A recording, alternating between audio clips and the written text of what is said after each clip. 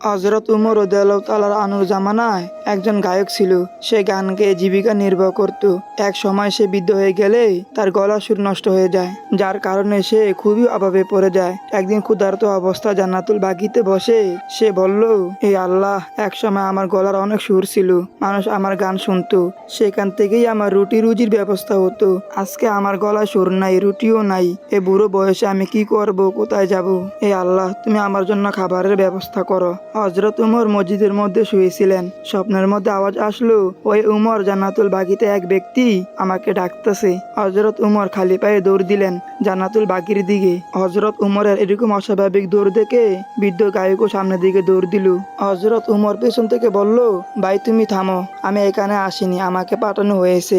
গায়ক বলল, কে তোমাকে পাঠালো?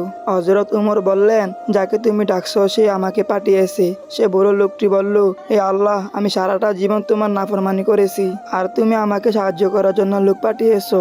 তো যাই হোক, আরেকটি গল্প শুরু করলাম। একদিন হযরত ইব্রাহিম আলাইহিসসালামের কাছে একজন ভিক্ষুক এসে খাবার চাইল। ইব্রাহিম আলাইহিসসালাম তাকে খাবার দিয়ে বললেন, বিসমিল্লাহ বলে শুরু করো। সে ভিক্ষুক বলল, আমি তো আল্লাহকে বিশ্বাস করি না, বিসমিল্লাহ কেন বলবো? তখন ইব্রাহিম আলাইহিসসালাম প্রচণ্ড রেগে গেলেন এবং তার হাত থেকে খাবারের প্লেটটা কেড়ে নিলেন। ভিক্ষুক ইব্রাহিম আলাইহিসসালামের ঘর থেকে বের হওয়া মাত্রই আল্লাহ রাব্বুল আলামিন ইব্রাহিম আলাইহিসসালামের উপরে ওহী নাজিল করলেন, হে ইব্রাহিম, আমার এই অবিশ্বাস বান্দাকে আমি 60 বছর খাবার দিয়েছি, আর তুমি একদিনও দিতে পারলে না।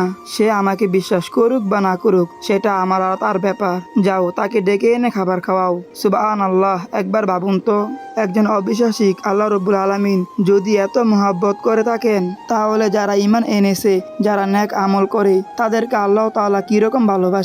তো যাই হোক, আজকে এই পর্যন্তই। সবাই সুস্থ থাকবেন, ভালো থাকবেন, আমার জন্য দোয়া করবেন। খুদা হাফেজ।